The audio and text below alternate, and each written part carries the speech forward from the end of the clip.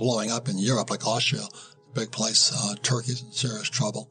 And so the world economy is coming apart. And if that crashes the stock market, that's the pensions. Yeah, right. My generation of boomers was 1974 when I came back from Vietnam. I find my poor dad broke, even with a PhD, exactly as Marx predicted the intellectuals would go. Yeah. So then in 74, ERISA comes out, which is the 401k. And today, as we speak in 2021, December, 10,000 boomers are retiring every day. And they're dependent upon the stock market. And if the euro-dollar system comes down, what do you think is going to happen to the U.S. stock market? Yeah. And let's also think this through, because the Fed just came out with an announcement where they're taking the taper, or their quantitative easing from 105 billion down to 75. And this is kind of on the path to raising interest rates. But it puts the central planners in a very precarious position, because right now, as most of your viewers know, we've got prices going up significantly in the United States. The CPI says it's 6.8%, but we know it's a lot higher than that. So we've got all this consumer price inflation. Okay, well, if the Fed comes out and increases interest rates, and if that does crash the stock market, that crashes people's 401k, then everyone's going to say, well, Fed save us. Fed save us. Where's the Fed put? Well, then if they come back and say, okay, well, we'll reduce interest rates back down to zero, we'll do quantitative easing again. But well, wait a minute, time out. Because remember, we've got inflation at 6.8%. So if they do that, then inflation most likely goes to 7 to 8 to 9. And that's as measured by the government.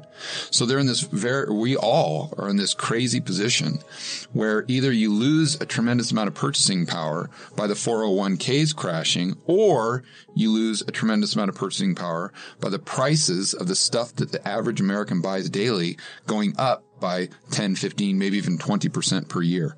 Correct. And that happened in 72 also when Nixon moved jobs into China. Do you know what I mean? I was of that generation watching all this stuff happening. Yeah, yeah. And the other thing that this book says here is, as you know, it doesn't hurt us. No. It's if inflation is in asset prices, like the stock market, real estate, we make fortunes. But the working guy out there working for $50 an hour or whatever they work for today, he just took a haircut. Then he can't afford to live. They do. I didn't see that. Yeah, so this brings up our good friend Jeff Snyder in a different way. Right. I'm a huge fan of his content, and one time I was listening to Jeff, and I've actually had a conversation with him about what the Chinese did when the Berlin Wall came down. Right. When communism came down, let's say in the early 90s, the Chinese actually sent in a group of economists to Russia to study it, to figure out what happened there, because their economies were very similar. Right. And so the economists came back to China, and their conclusion was not that communism failed.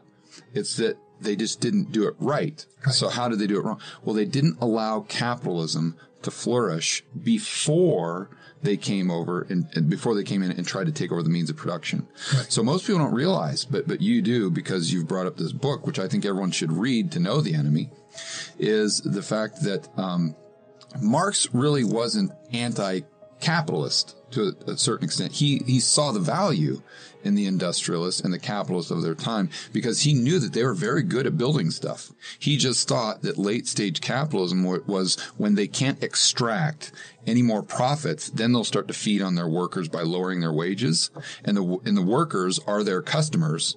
Yeah. Therefore, they're shooting themselves in the foot to where the whole society that the capitalists have built will crumble. So it's up to the communists or the socialists maybe to take over the means of production by any means necessary. Correct. Or else the capitalists will implode the whole system that they built. Correct.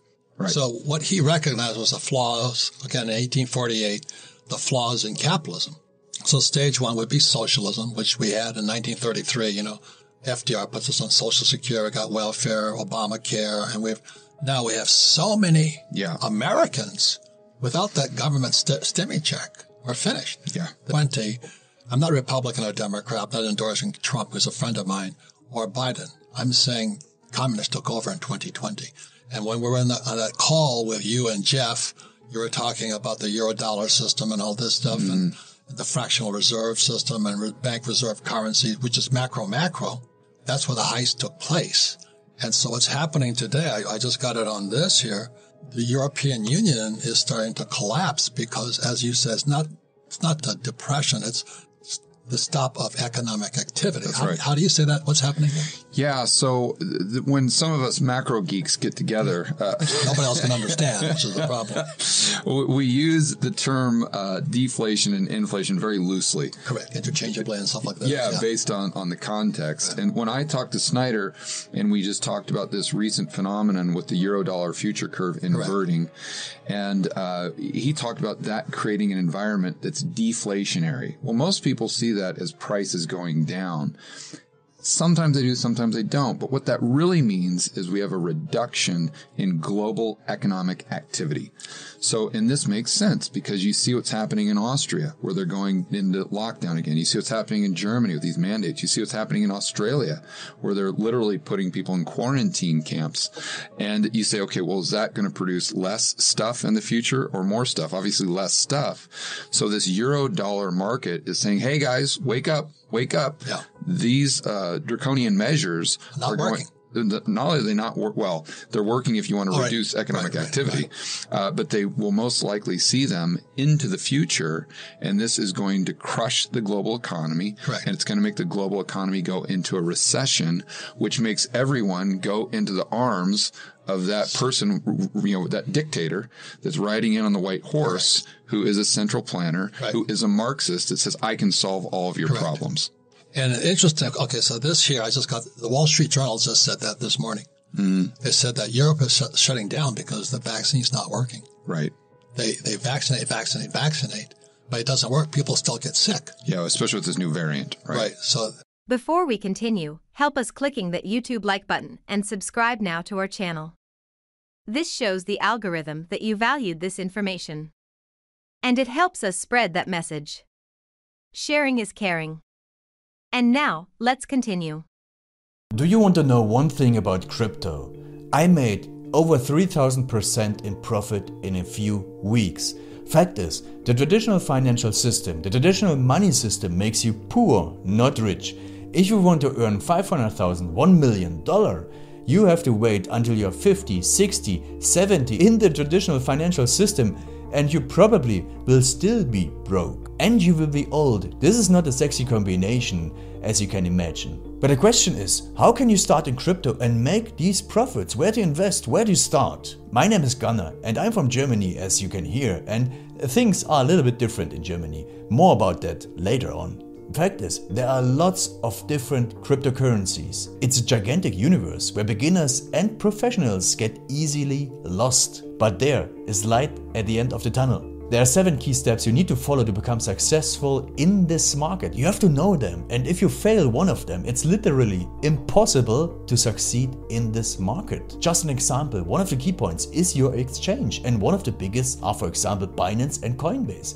These are trusted and well-established exchanges, but, and this is a big but, you won't find the super profitable coins on those exchanges. The unknown super profitable coins that get gigantic profits are not traded on those kind of exchanges. They are traded on much smaller insider platforms that are barely known. And I can tell you what those super secret exchanges are and why they are so profitable. And another super important thing are the right information sources. The point is, the internet is gigantic. There are hundreds and hundreds of YouTube channels, blogs, pages, and much more. And there are also market makers and influencers. For example, Elon Musk, he is not a crypto guy, but the moment he recommended Dogecoin, it went through the roof, to the moon, so to say. But why did he recommend it? Where did he hear it from? He didn't hear it from newspapers. And believe me, he is listening to someone. But you have to know who, and you have to react before he is reacting. This is really, really important. And these are only 2 of the 7 steps you have to follow in order to be successful in crypto. And if you want to know all of these steps in much more detail, and if you want to have a comprehensive checklist, here's what you should do. There is a link below this video. Click on this link and you will get the opportunity to subscribe to my channel. Click on the link and you will see a video where I explain the next steps. So see you soon. Click on the link now. I'll see you there.